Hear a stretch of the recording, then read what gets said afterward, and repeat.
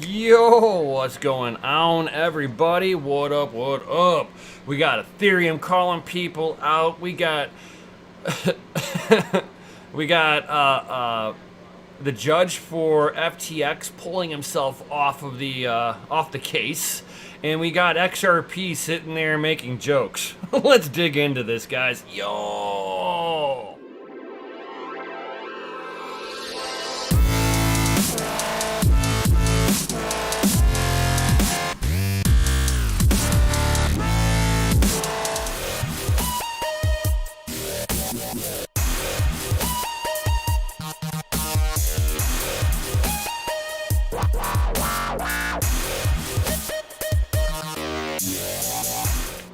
Yo, Crypto Nation and mining family, what is going on? What up, what up, what up?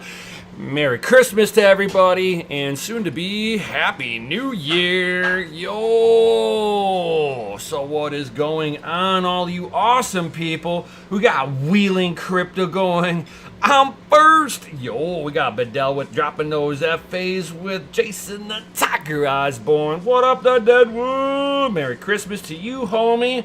What's going on, everyone? Hope everybody had a great Christmas and all that good stuff, guys.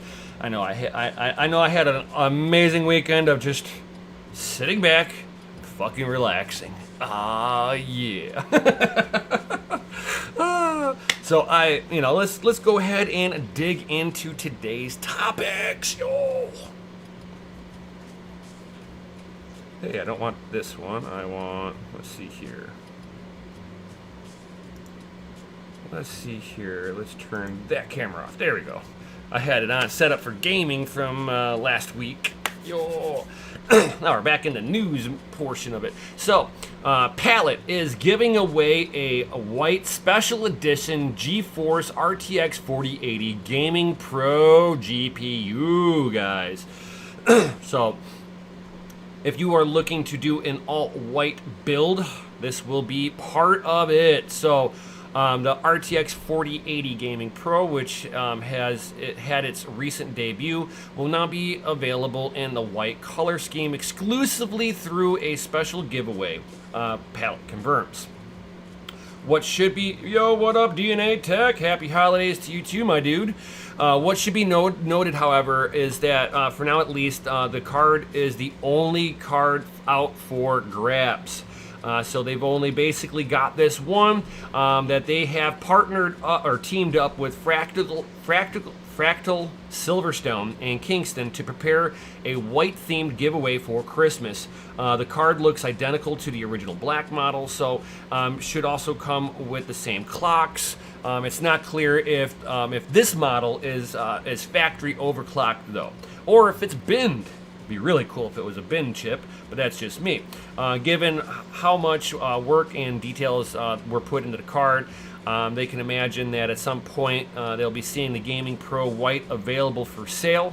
That's kind of on speculation. Board partners often team up with modders to create a very limited edition GPUs for special occasions. But Cammy, stop trying to fucking get into there. Stop that. Stay out of there. She's trying to go in and we're right next to my computer so she can properly put fur all into my radiators for my water block. But yeah, I mean, I like the look of it. You can definitely tell from this thing that it is a very, very, very short PCB, guys. This is mostly radiator, guys. So put that as it is. This is not a Founders Edition, guys. But this fucking card is half the fucking size. Still on a triple fan setup. Cammy, what are you doing? So, I do like the idea that it looks pretty easy to take apart. That's what the one thing is pretty nice. As long as this card's got some pretty good performance, the pass-through radiator being opened up the way it is, they're going to be utilizing the cooling solution on this far better than a lot of the other AIB partners, because a lot of the AIB partners, you get about a quarter less breathing room than what this card is offering.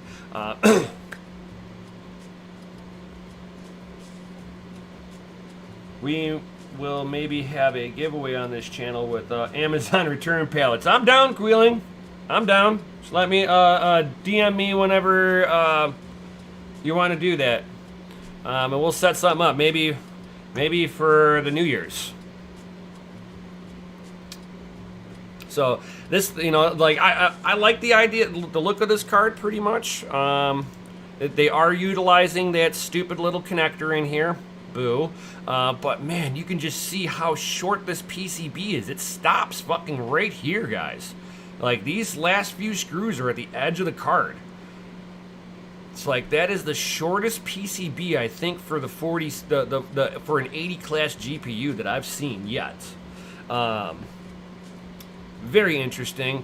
Don't think that, this is not going to have any different performance than their other RTX 4080 in black. But it's nice to see that they're doing a little giveaway for Christmas, doing a limited edition. I'm hoping that if they do a limited edition, at least, even if I'm not getting it, at least make it a bend limited edition. This way it's like somebody's getting something baller for Christmas, basically. That's just me. Do you think the person will be mining on it? I don't know. I would, but God knows the person who wins this. Are they going to be mining on it? Probably not. Probably not, just to be honest with that one. And then, of course, we already knew this was going to happen. NVIDIA RTX 4070 Ti tested in Octane Bench, guys. So, Octane Bench, it is resulted in a score of 928. The 4090 got a 1268, and the 4070 Ti got a 725. The 3090 Ti got a 688. At that point, I can understand that the next tier class, like they're trying to make it seem like the 4070 Ti is so much better. You should probably sell your 3090 and get the 4070 Ti. You're talking about a very nominal bump in performance. I don't see the value in dollar price wise for the 4070 Ti. That's why for the same reason. That's why a 4080 is still sitting on the fucking shelves where they sold more 4090s, because the 4090 at least has the fucking value proposition behind it. Where the 4080, 4070 Ti, 4070, and going down the product stack, people are going to start rejecting these things because unless NVIDIA pulls their head out of their asses and starts distributing at a reasonable rate, instead of going, well, people paid for it during the pandemic when mining profitability was through the roof. They'll continue if they want our stuff. Otherwise, the poor people can go buy AMD. It's like, you do realize that's basically the message that they're giving everybody, is you poor people can go deal with the poor people cards, or you can get used, because you're not deserving of new cards unless you're willing to pay out the asshole for subpar fucking equipment.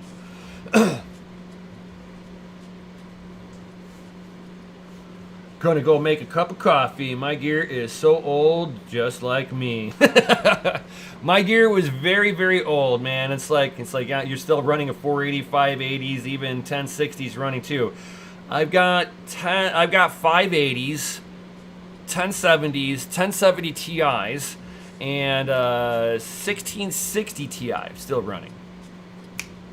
Not a whole lot of them though. But yeah, it's like I'm mostly into the 30 class GPUs because that's where the next value proposition was. And I'm almost sitting here thinking that the 5000 series, if they do an RTX 5000, because oh my God, I don't think they're gonna variate from their naming scheme. So we're gonna be looking at an RTX 5000 series, and what? You know, that one might have the value proposition again. Probably not. They're going to be probably doing a 4090 for fucking $5,000 because, you know, if you poor people can't afford it, then buy something else. Because that's Nvidia's new model, you know.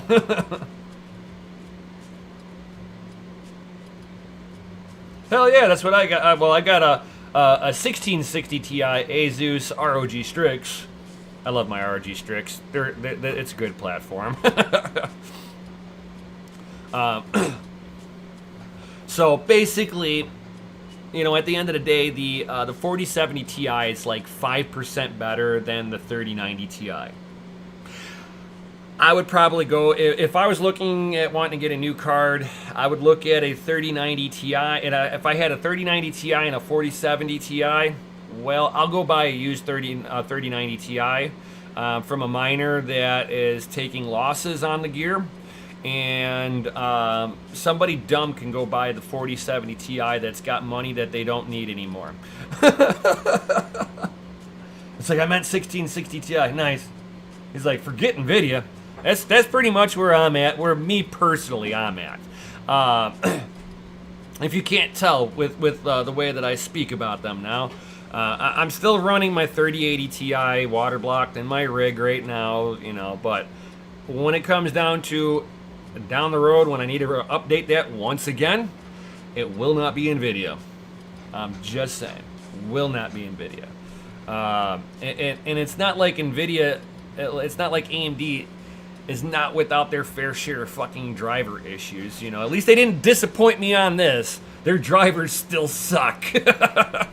On top of that, you know, there's a reason why this guy doesn't like to buy hardware as soon as it fucking launches. Because day one launches on new equipment is usually where you have the majority of your issues.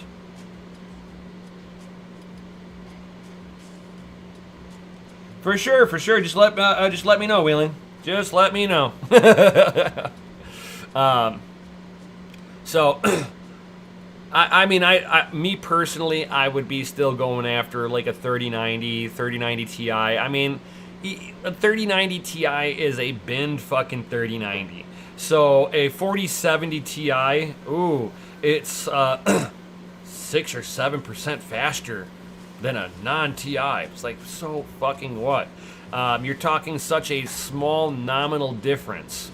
It's unreal, you know. Where you see the bigger value step in is on the 4090, and this even the Octane bench even kind of shows this here, with, you know, with the results of the 4090 being at 1268 versus a 4080 at 928. You know, if the 4080 was sitting, let's say, between 1,000 to 1,100, I would be like, okay, the 4080 has a little better value proposition, closer to the 4090. But they didn't want to do that because they wanted to make sure there was enough of a jump that people that were on the fence for the 4090 wouldn't have gone after the 4080.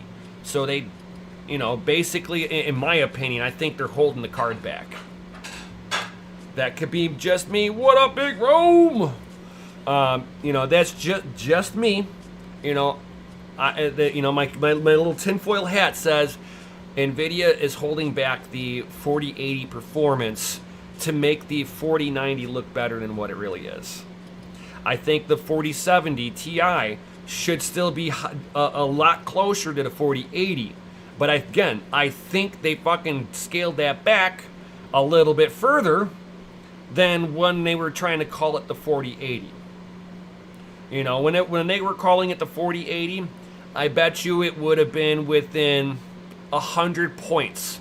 You know, the 4070 Ti, which would have been the 4080, and the 4080 that would have been the Ti would have been 100, maybe 150 point difference.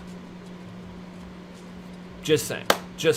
But I think it'd be closer to 100, because if you look at the 3090 and the 3090 Ti, you know, you're looking at a 30 point difference. That to me should show you that it fucking the way that they got the product stack going. That they are artificially holding these cards' performance backs at their price level so that oh, you want the more performance? Well, give us more dollars, and a lot of them, you know. There are many reasons why NVIDIA is on the chopping block for my mining operation, and even in my own personal PC.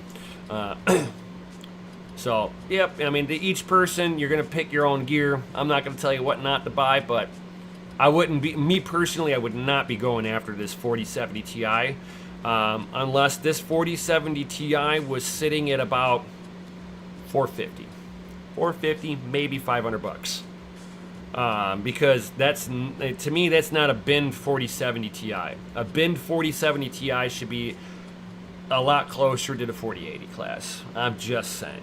The Ti classes were supposed to be in the middle of the product stack for the cards, and you know, it's like, yeah, I can gripe about NVIDIA on this one all day fucking long on this one. And then, if you guys are into Intel at all, Intel Meteor Lake, which is going to be their new architecture for CPU that's going to be coming out here, is confirmed with AV1 decoding, guys. So Intel Media Driver Video Coding Matrix confirms AV1 support for Meteor Lake, guys. The decentralized, I love this. This is going to be the new buzzword for 2023, right? The decentralized architecture of Intel Meteor Lake will enable the company to offer more flexibility when it comes to graphics and video coding support. The integrated graphics card on the ZLPG graphics, a successor of the ZLP on Tiger Lake series, will enable new gaming modes and improve encoding capabilities. Intel has now confirmed that the MTL, the Meteor Lake, will officially support the AV1 8-bit and 10-bit video encoding and decoding, just as GD2 Arc Alchemist series. This is a new royalty-free video format that is up to 50% more efficient than the H.264 format that is currently supported by everybody right now. Which that one's actually pretty cool. And I do have a Arc 380 sitting at the facility right now for the company's computer. So whenever we do live streaming out there and everybody starts being able to pick up the AV1 encoding, we'll be able to utilize that right off the bat. I love open sourced stuff. It's awesome. The support for the low power AV1 encoding was already mentioned in a leak slide posted by Igor's Lab a few months ago. The update to Media Driver now confirms it. Booyah! The AV1 decoding and encoding supports for the Meteor Lake will should bring fast forward the adoption of this video format by popular streaming services. I know that I use OBS. OBS does not support AV1 encoding all the way yet. I know Streamlabs, I believe, does support AV1 encoding, but not everywhere else supports being uploaded AV1 encoding. So it's a little early still, guys, on the AV1 encoding and decoding, but it is coming around. It will be utilized everywhere. You guys, you know, if you guys never stream, you're not going to notice the difference, but you'll have people that are streaming and they'll be able to do it on more budget-friendly devices, especially if it's lower power, which means that it's not such a system resource hog, which means that if I can do AV1 encoding, I might be able to do CPU mining while streaming. I'm just saying.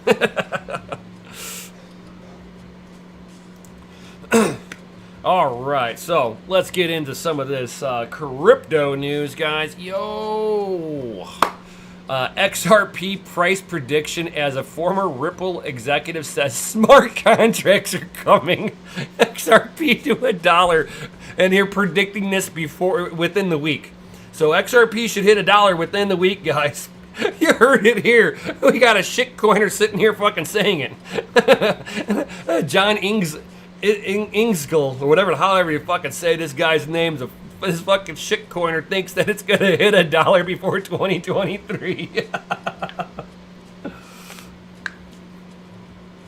When did welders turn into gold? Good Lord. Folks wanting top dollar for used rigs on, oh yeah, on Craigslist. Oh yeah, I fucking bet. Yeah, a lot of people are. I wouldn't sell my welding rig at all, unless somebody were to pay me a ridiculous, stupid amount for it, to where I can go buy myself a TIG welder. So. You're right, Dogecoin has a better chance of fucking hitting $1 than XRP. That is so true.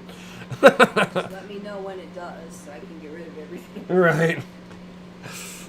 So XRP has shown modest growth of 1.1% in the past 24 hours. This could be due to hints from the former Ripple executive trying to market a shitcoin to you that they're going to be adding in some feature that nobody gives a shit about, nobody will ever fucking use, and the SEC is going to come down on them with a fucking boom. It's not going to matter. XRP is a fucking is a security. Period. Fucking Brad Garlinghouse holds more than 65% of all the XRP token in circulation. It's held by one motherfucker. That's a fucking security, guys. 100% a security. Ethereum should be a security. Solana should be a security. Cardano should be a fucking security. These are all securities. Why? Because there's one controlling group that can control the price of the token. Period. If you can sit there and sell the price down to zero by yourself, that's a security. If it's a pre-mine, it's a fucking security. You know, Ethereum with its 70% pre-mine. But we already know that Gary Gensler, the head of the SEC, is crooked and corrupt as humanly fucking possible, because, well, we already know he's friends with Sam Bankman-Fried of FTX and was sitting there stroking this guy as he was fucking scamming everybody with Alameda. Gary Gensler should be going to fucking federal prison right along with Sam Bankman-Fried. But that's a whole different conversation, right, guys? So this news, the news to boost XRP's value, is led by marketers trying to say that they plan on putting smart contracts down. What will the smart contracts do for them? Nothing different than how it already fucking operates. Just saying. They're just fucking making executionable fucking programs that if you do X, it will output Y. That's not a smart contract. That is typical fucking computer code. There ain't nothing smart about that. Because it's not something that like it can adapt, you know, where I go, hi, and it's like, hello, how would you like, you know, it's not going to sit there and have a conversation with me. It's not smart. It's just it's contracted code. You put in input A, it outputs B or C, according to how it's, you know, how it's coded. What up? Gundy stuff and things. Big Rome says, what's up, Mrs. Nemesis? Was XRP the banker's coin? No. Banks have never fucking touched it. Who is it that fucking, trying to remember who it is that fucking utilizes them. I'm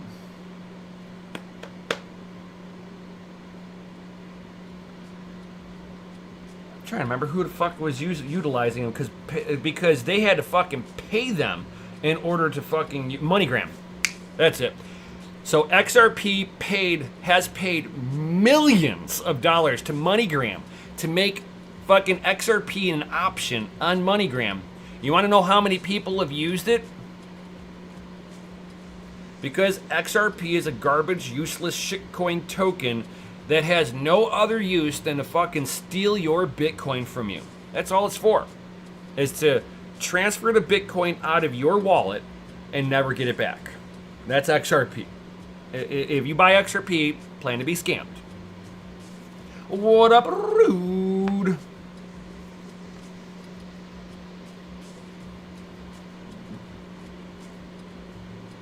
Oh yeah. Oh yeah, they're all fucking the system over.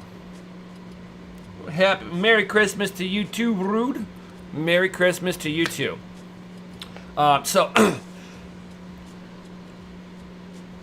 So Matt Hamilton, a former director at Ripple, has indicated that the smart contracts will soon be available on XRP Ledger. Nobody will use it.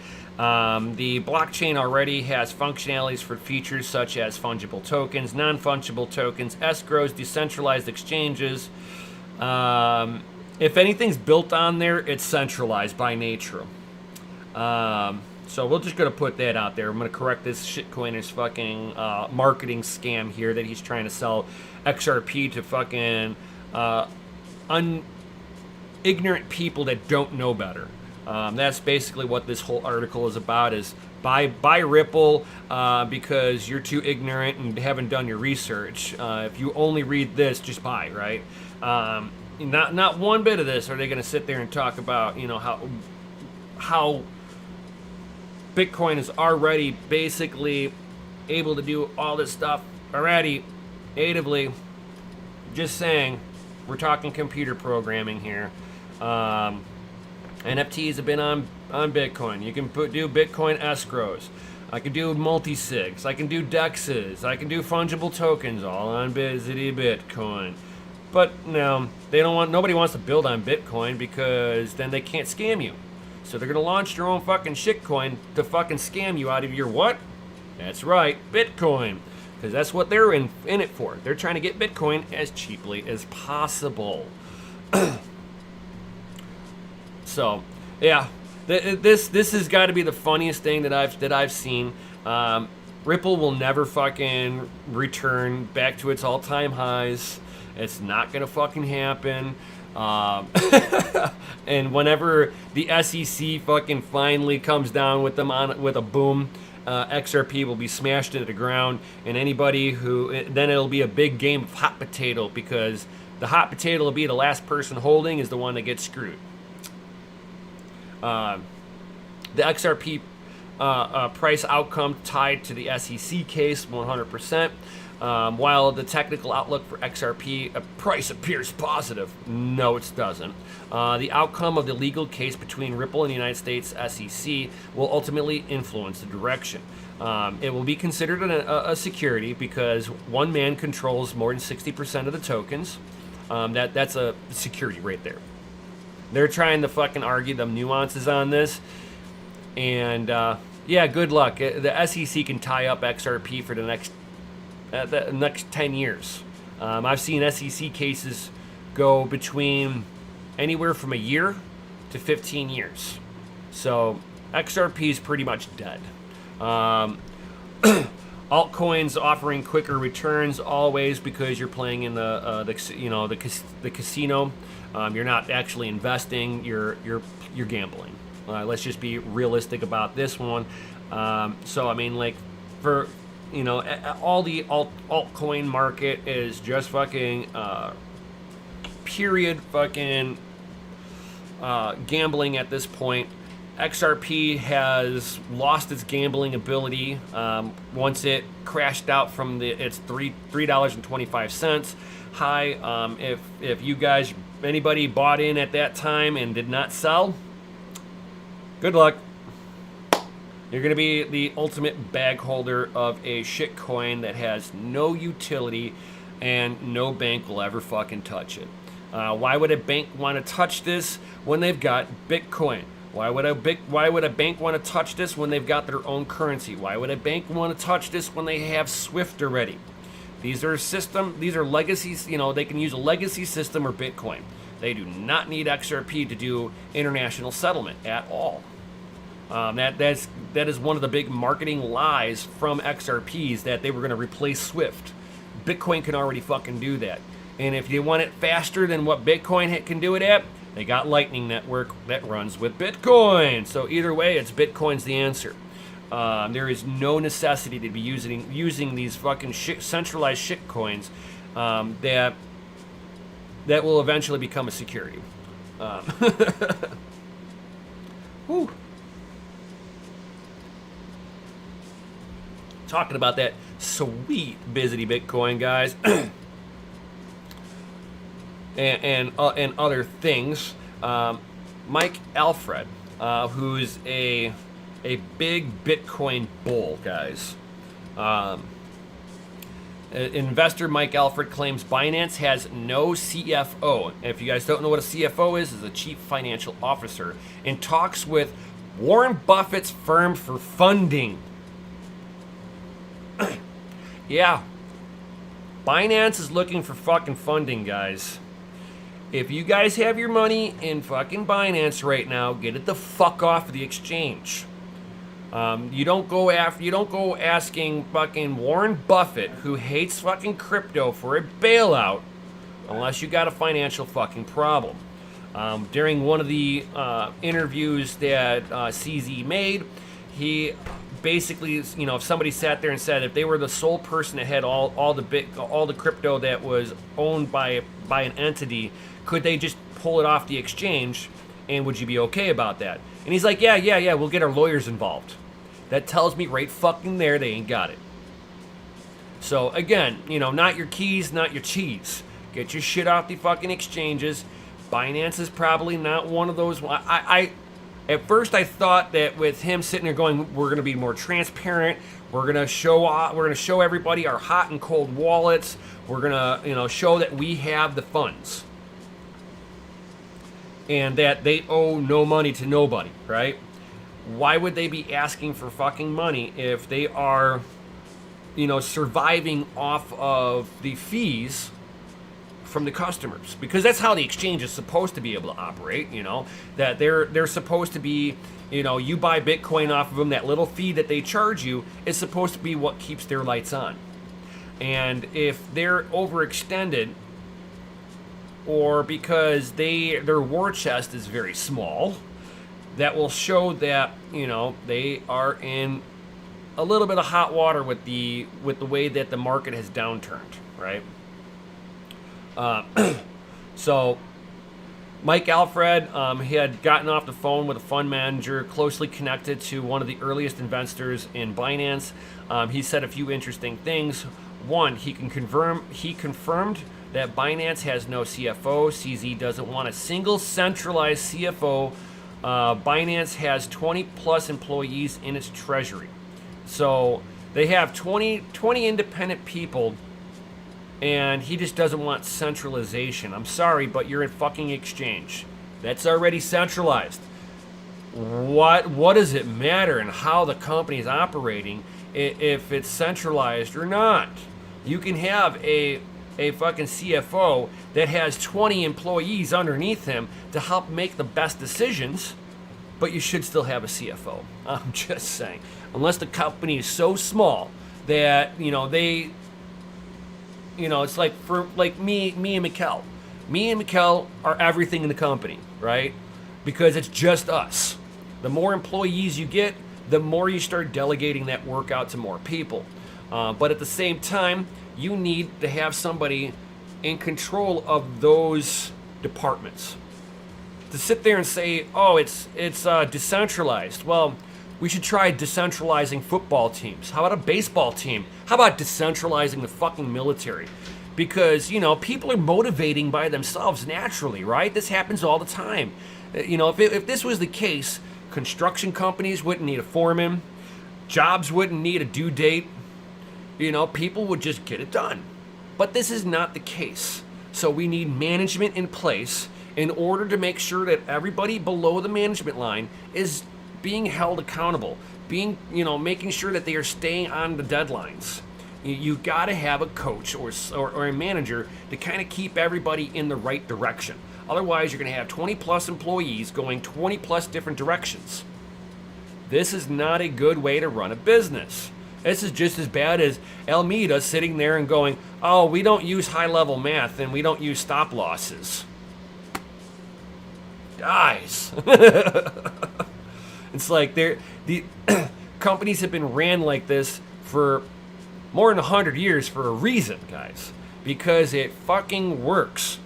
It's for me in the automotive world, right? One of the few things in the car that has not changed in the last 50 years is the brake system. Why? Because it fucking works. Why do you need to sit there and change what the brake system is if you have a system that works? Right? I'm just saying.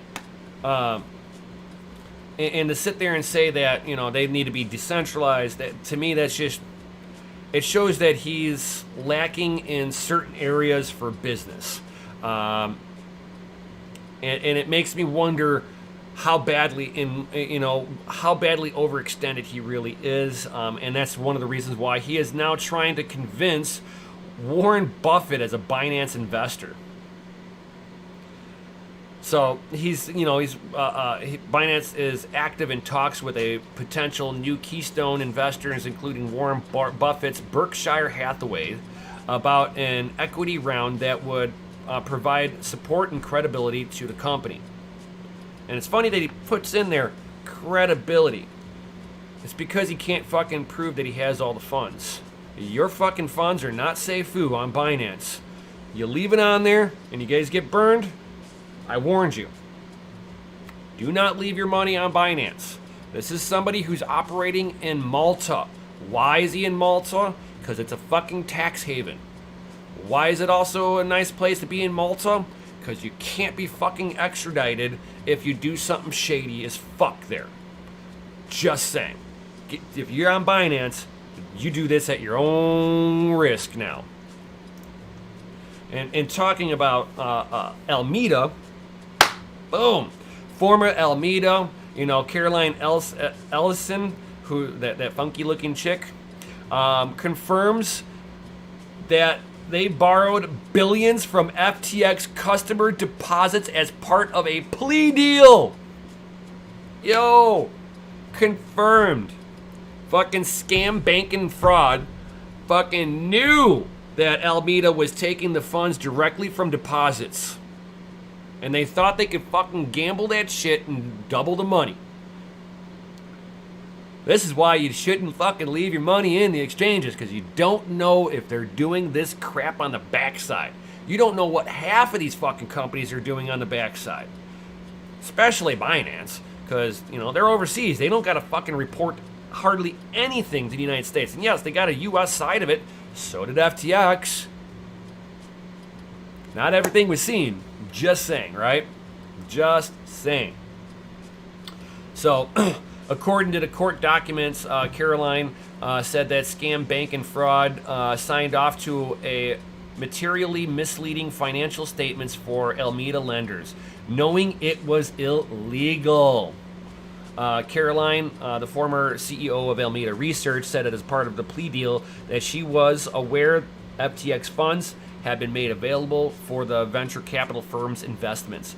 In a transcript of the proceedings for her plea deal in the Southern District of New York, released on the 23rd, she acknowledged that the financial ties between FTX and Alameda at the center of the prosecutor's case against the former FTX CEO scam, bankman fraud, according to the former Alameda CEO, has had access to borrowing facility through FTX from 2019 to 2022. So 3 years. The whole time, basically. She understood that FTX executives had implemented special settings on Alameda's FTX.com account that permitted Alameda to maintain negative balances in various fiat cryptocurrencies and cryptocurrencies.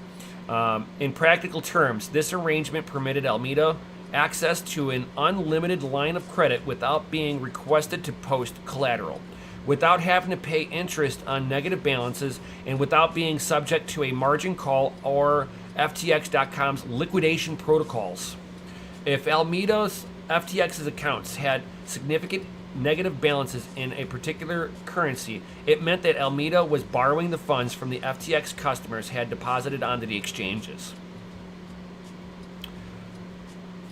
That is like the most crazy thing I've ever heard since the whole time that I have been in this space. She also stated in her statement, including allegations that SBF and other executives had borrowed funds from Alameda and used on FTX funds to repay loans worth several $billion. She said that most FTX customers would have expected their funds to be used for this purpose, and both she and SBF signed off on materially misleading financial statements for Alameda lenders, knowing it was illegal. So basically what that's stating is that she's saying that all the customers were expected that all the money that they were to be deposited in there would always be utilized for lending services, even though in the terms of services, it's only if you opted in for it and you went into their trading desk side. Then it could be utilized in that way. But for people who were just depositors, somebody who deposited money or deposited crypto, that was not supposed to be done. The funds were supposed to be separated from that point. And she's like, I knew it was wrong and I'm truly sorry. It's like, you didn't care. You never cared. You cared about boning your boyfriend and getting high. Let's just fucking be real about it. You didn't care that, you know, that people lost millions on this because, you know, you made money on it, and, you know, that's what all it really mattered at the end of the day, right? Yeah. So be very interesting to see what happens moving forward. We already know that SBF got extradited back to the United States and then released on a few $1 million bond to be on house arrest at his parents'. From here, they've got enough money to fucking do whatever they want, but his parents, you know, signed their house for this. I'm sure that they're, you know, wealthy enough that this is one of many houses of theirs. So we'll just put that out there like that. Talking about SBF, the judge pulls out of the SBF FTX case, citing husband's law firm advisory link. So Judge Abrams withdraws from the FTX court case. Of course, not before they did the bail hearing, right? Just saying. Because Andres continues to serve as a partner as David Polk and Wardwell, a law firm that advised FTX in 2021. Yep. This is, you know, we got a Democratic law firm with a Democratic judge. You can see how this all kind of trickles down. So basically, they're going to have to find a crooked Democratic judge to come in there. Otherwise, a Republican one that's going to throw the book at him like that should be done, like Bernie Madoff, you know, where he got, you know, 150 years for his scam for the Democrats. Here we got another one. This one should be another 150, 200 years of sentencing. This motherfucker should never breathe what free air smells like again. He should be behind bars for the rest of his natural life. Because he fucking destroyed so many people's lives, his life should be destroyed moving forward. So it's kind of funny that, you know, right before Christmas, Judge Abrams reveals that her husband Greg Andres is the partner at David Polk and Wardwell. But you know, not before the, you know, all the the bail stuff gets done, right? That one's like fucking hilarious. But we'll see how this one goes. And it's funny how Benjamin Corwin, intro cryptoverse on Twitter. Funny how SBF is able to post a 250 million bail not long after saying he only had 100K. So probably, so he's probably using stolen customer deposits to stay out of jail. Now, I'll say no to that one because it came out that his parents fucking used one of their mansions as collateral for this. So the worst thing that if he decides to run, the worst thing that happens is his parents lose a house. So to me, this guy should just be him getting out of jail in the first place, having bail, period, is fucking blowing my mind. You know, you got somebody who destroyed people's lives. But, you know, the Democrats will fucking help each other out because that's the fucking swamp. But, yeah. And in other things, you know, getting away from that, let's try something funny here, right? Get ready for it, guys. Let get ready for this one, all right? Vitalik Buterin faults Ripple's decentralization claim, says that the platform is completely centralized. That's really rich coming from Vitalik Buterin, whose network is now ran majority on Amazon Web Service and fucking controlled by mostly one entity. I guess it takes one to know one, right? It takes somebody who's completely centralized to be able to understand when somebody else is completely centralized. That one I will agree with. So Vitalik Buterin says Ripple is centralized entity claims they are more decentralized. Bullshit. Ripple CTO David Schwartz hits back at Buterin, saying that he has no grasp of the relationship between Ripple, XRP, and XRPL, which is Ripple, XRP token, and XRP Labs, or Ripple Labs. I'm sorry. It's all the fucking same thing. And it's set up like a governance. Anytime that you have a governance, that's centralization. And Vitalik Buterin should be completely aware of how governances work and how centralized governances are, and that it is completely as broken as any government out there. That's going to be pretty much Ripple too at this point. XRP is a centralized fucking shitcoin, and their consensus model, wait for it, you ever hear of Ripple's consensus model? Their consensus model is proof of gossip. I'm not even fucking making this up. Proof of gossip. Man, we should all know gossiping from back in school and how somebody would gossip and that rumor would get out of control in no time.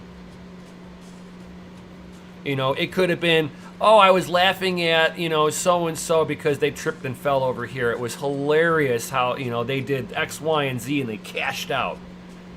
And by the time it gets back to that person, you're now laughing at them because you called them a moron, you know, and now you two are in a fight. Because proof of gossip. I remember doing some stuff back in school where, you know, they would do they would tell somebody one thing at the beginning of the class, you know, at the front of the classroom, and each person would have to whisper it to each person in the class. And when it got to the last person, you would be surprised on it had nothing to do with what the teacher had said to the first person. And it's hilarious. This is your proof of gossip that doesn't work. But, you know, I'm sure Ripple did it different. So, you know, they're going to be marketing this as hard as they fucking can because they don't want to be, you know, listed as a fucking centralized fucking shitcoin that they truly are.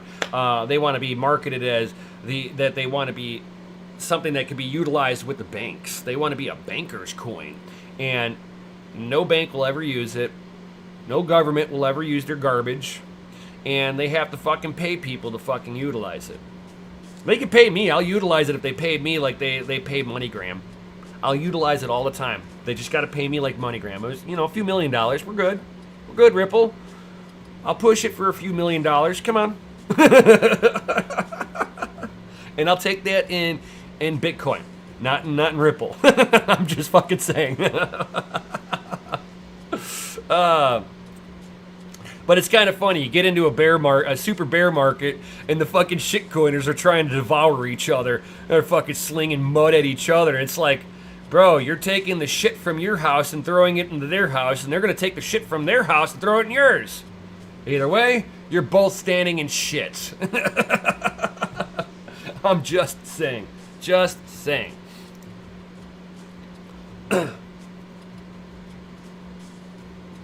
Let's see here. And since we on the Ethereum, the Ethereum thing, XRP stands for X-race rectum poop. Yeah. Oh, that is true. That is true. And following some more humor, guys. More shitcoiners. This Newton Getanja thinks that Ethereum is positioned to outperform Bitcoin because Bloomberg's top strategist asserts that, they like centralized shitcoins because they can control it. So if you can control Amazon, you can control Ethereum. I'm just saying. But there is no way that they've been sitting there calling this for the longest time, going, Ethereum is going to be so much better. I'm like, I've been hearing that one for 5 years. 5 years, guys. Has not happened yet. Not even in the slightest bit has Ethereum even attempted to come close to fucking Bitcoin's performance, Bitcoin's ability for uses. Nobody wants fucking Ethereum. They're fucking the trade volume is way down, and they're sitting here trying to utilize this because how can I put it? Because Ethereum, when you look at the Ethereum platforms, that the Ethereum exchanges, that they don't hold a lot of Ethereum now on there, and this is due to part that the idiots that are still utilizing Ethereum are now deciding that they're taking their Ethereum and locking them up in the staking because that's how us miners were doing it, where we locked up our capital into mining hardware and mined on it. Problem is that there is no roadmap for them to undo any of this stuff. So once they go to stake it, it's permanently staked. They lose their fucking Ethereum. They became fucking Ethereum's liquidity. If you look at the wallets and stuff like that, the wallets are not increasing the amount of Ethereum, but the staking pools are getting bigger. So you have more of this. What little user base that they have left are the ones that are basically taking the cheaper Ethereum to go so that they can go and stake it because they think that they're going to be able to unstake it and Ethereum's going to go to the moon. And it's like, no, that's not how it's going to happen, guys. It is not. This is going to be a big mistake from people. And the more that I start seeing bigger entities talking about altcoins, the more bullish I get on Bitcoin, guys. Let these morons sit there and bet on these shit coins, and when they lose their asses off, which they're going to, all that money is going to get fucking brought right into that sweet busy Bitcoin, guys. So since Ethereum tapping its all-time high in November of 2021, Bitcoin has roughly dropped 75%, and Ethereum has done roughly about taking the same hit. Ethereum's annual volatility is about 1.3 times of that of Bitcoin, so they can have really wild swings. So you'll see Ethereum rocket up after Bitcoin goes up. Ethereum's still going to look at pop a Bitcoin and go, yo, you going to do anything yet? Oh, we're going to go up. All right, I'll follow you. That's all that Ethereum's ever fucking done. Ethereum will never fucking topple Bitcoin, because if they do, it's pretty much the death of the death of the crypto space. If a fucking centralized shitcoin takes market cap, I'm done with fucking crypto. I'll just put it out there like that. I will go back into the working force as much as I'd hate to.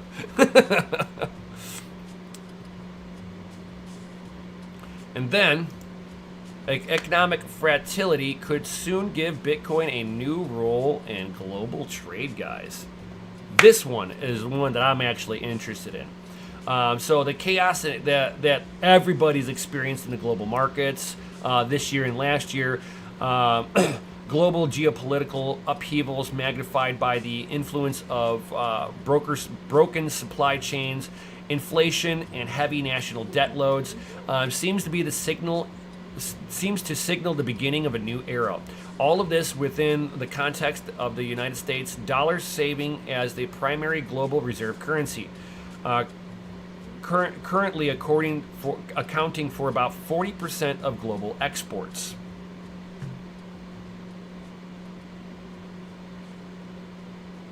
Nice. He's like, I won that 0.02 of ETH. It's like, as soon as you receive it, I'm going to convert it right into Bitcoin. That's how it's supposed to be. Hey, what up, Ivan? How is it going? You're actually catching me right towards the end of the stream, guy. Thank you for showing up. Thank you for the follow. All that good stuff. He's like, yeah, so sweet. Thank you for the follow and all that good stuff. I know you came in from the Red Panda Mining. Thank you. If you guys missed that this morning, Red Panda had a giveaway. I think he was planning on doing another one here soon. Another one maybe for New Year's. So just saying, our man Red Panda, he's the shit. Just saying.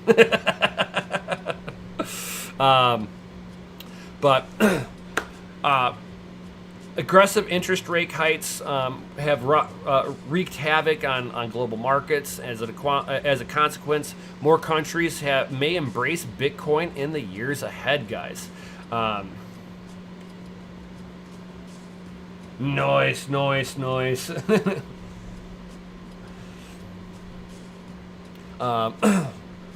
So, Bitcoin monetary history tells multiple global reserve currencies can exist at one time.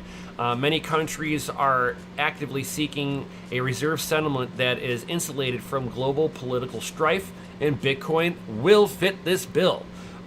If adopted as an alternative reserve currency, even at the margins, we will see the unleashing of Bitcoin-based trade and the rise of a new geopolitical reality. The Bitcoin network is ready for this moment, guys. I'll tell you that right now. It is ready. It is prime for the pickings on this.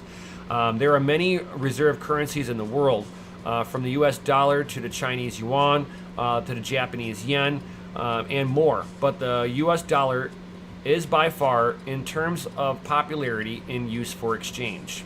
Bitcoin-based trade focused on the idea that Bitcoin could also function as a reserve currency, running in parallel with other reserve currencies, resulting in geopolitical reality, which would be in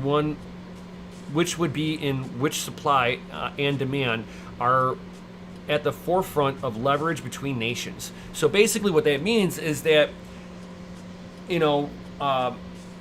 let's say Japan is having a liquidity crisis, right? And they need to get goods, but nobody wants the Japanese yuan. So the Japanese can sit there and go, well, we got some Bitcoin on reserves, so we need this, and we can pay you with Bitcoin. And now you don't have to worry about, a country sitting there running high inflation rates. That's only going to affect its local people versus the global landscape of everybody else. Same thing with the United States, but I don't see the United States wanting to take their lips off the dollar milkshake straw, because as the United States prints more money, they siphon the value from everybody else's currency at least by 40%. What up, Tech Man? What up? What up? So we're going to be seeing, I think in the next few years, we're going to see some more countries getting into the blockchain space. I know some of the countries, like Brazil, they're talking about the CBDC, which that will give the United States more dominancy even over Brazil. A few other countries are talking about doing the same thing, but any country that adopts it with Bitcoin first is the one that's going to be basically taking their value out of the dollar milkshake, and they will stop the United States government from siphoning the value out of their country with inflation and bad loans. Because tell you what, fucking United States sits there and gives out loans, and then we pillage the country because they can't pay it back. We give them loans that we know they can't pay back, so that we own them. And we can run higher debt levels because now we can say, oh, it's their debt now. And it's really not. It's our debt for making a bad bet on a bad country. Just saying, guys. But there are, the importance of timing. There are many challenges facing the global economy. Two in particular are products of the once-in-a-generation alignment of unique circumstances. The first is the need for efficient, relative, apolitical, anti-fragile reserve currency system. The second is the increasingly challenging requirements for critical inputs for the global economy. These inputs are like raw materials, manufacturing costs, specialized manufacturing processes, protection of intellectual property, etc. The sources for critical inputs that are necessary for global commerce are in transition. The timing might be right for geopolitical leverage that has traditionally come from global needs for dollars to be dramatically dampened by the new unit of exchange, busy Bitcoin. Whether the dollar should be displaced from the current reserve currency hierarchy is subject for another time. Even just a few years ago, considering Bitcoin as a meaningful addition to existing reserve currencies was impossible. Nevertheless, Bitcoin is now available entrance because the size and the level of decentralization of the network. Beyond public skepticism or regulatory inertia, the Bitcoin blockchain was too slow and too energy intensive to be viable global reserve currency. Fast forward to today, the network processes a feature set that can power unique solutions needed for the exactly this purpose. They're talking about Lightning Network. So it can be the amount, the size of the network, the amount of security that the network is giving is now in alignment with the amount of security that's being given. So that means that the security is far higher than the power being used to secure it. Period. It is now power efficient. And we're utilizing less power than the banking system does currently. And we're doing it more efficiently. With, no paperwork. I don't need to know who you are. You can just send Bitcoin anywhere. Done, right? So, very interesting stuff with this. I'll be very surprised whenever it comes to the point of governments talking about Bitcoin as an alternative to the SWIFT system. Then they'll have my attention. At this point, it's just speculation and hearsay with these regulatory stuff coming out. Until it's, hey, SWIFT system is outdated and we are now updating it with Bitcoin, then we made it, guys. The moment that happens, we are no longer early. I'm saying it right now. We are early up until that point. Until the first country decides to use it as an international settlement layer. That's when you know that adoption worldwide is around the corner, and you better have all your Bitcoin in place. Oh yeah, you know it, Ivan. You know it. It's like once it happens, it will be huge. Oh yeah. You're talking that it depends on how quickly it takes off like that, but let's say they get a 10% market share. That's going to be $1 million Bitcoin, guys, or very close to it, at a 10% market share. So, and that's just of the 10% market share of the SWIFT international system. And we'd be looking at $1 million Bitcoin. I'm just saying, it's going to happen. I just don't know when. All I can say right now, as it stands, we are all early.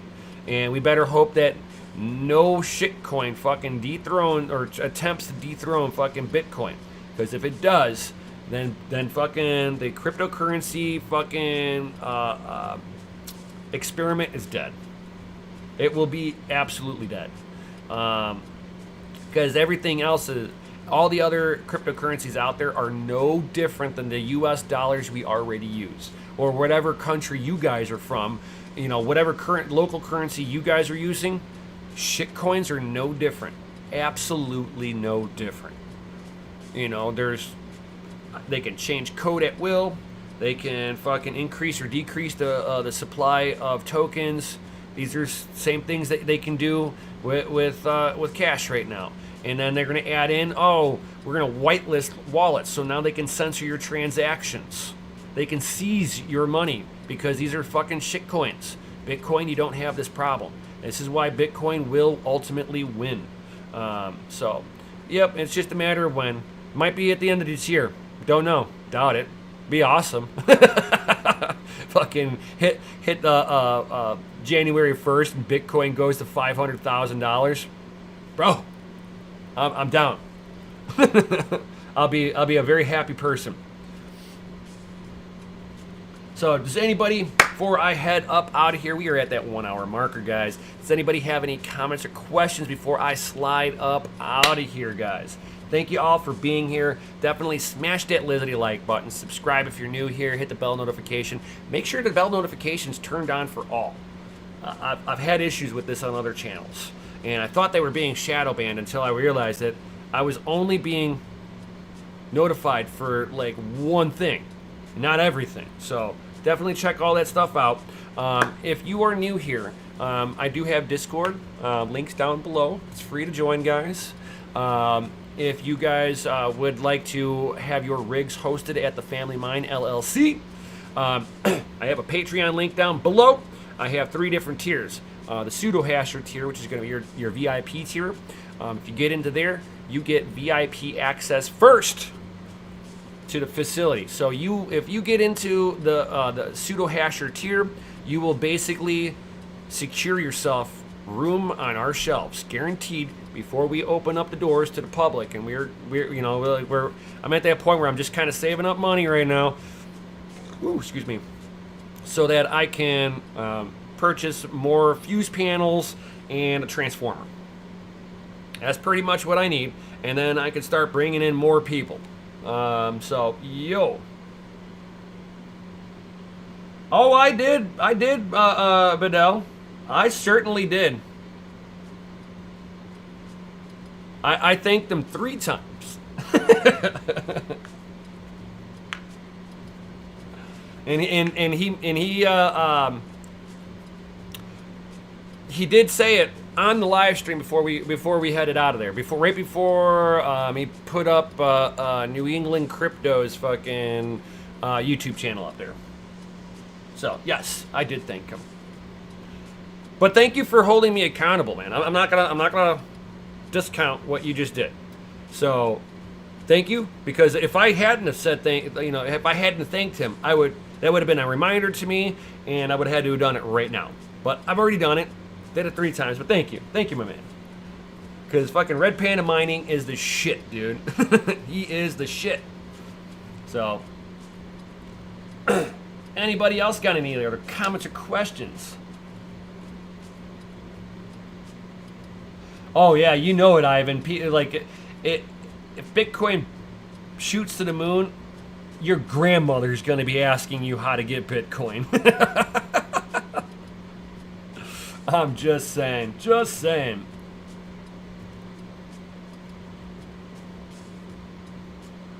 New Year's resolution. I don't do that shit. Honestly. New Year's resolutions are stuff that people don't fucking keep anyway. So I just don't do them. I just make plans for what I'm planning on doing for the year. And the only plan that I got for the year is earn more Bitcoin, mine more Bitcoin, and run an amazing facility that helps all of you guys. I want to be able to provide a service to all of you guys that you guys feel has value, which is going to be hosting your gear. To me, that's a great service. Just saying.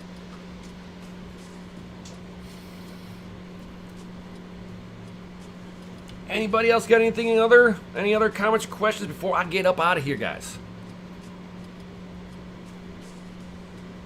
Anything at all? Otherwise, I'm gonna head up out of here.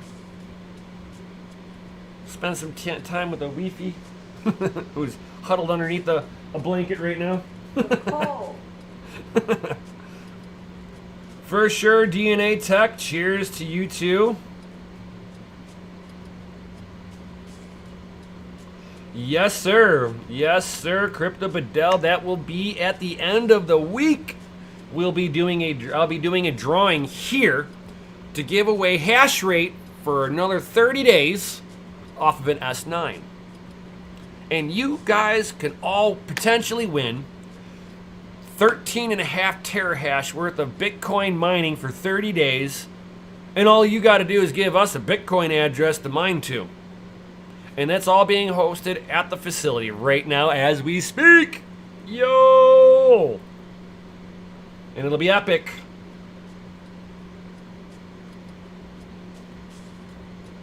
Awesome. Thank you, Ivan. You rock, dude.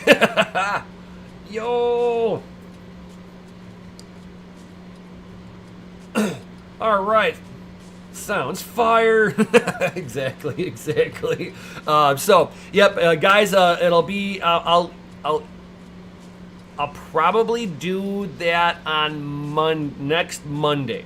So the first of the year, I'm gonna do it. Shoot, should I do this on Friday?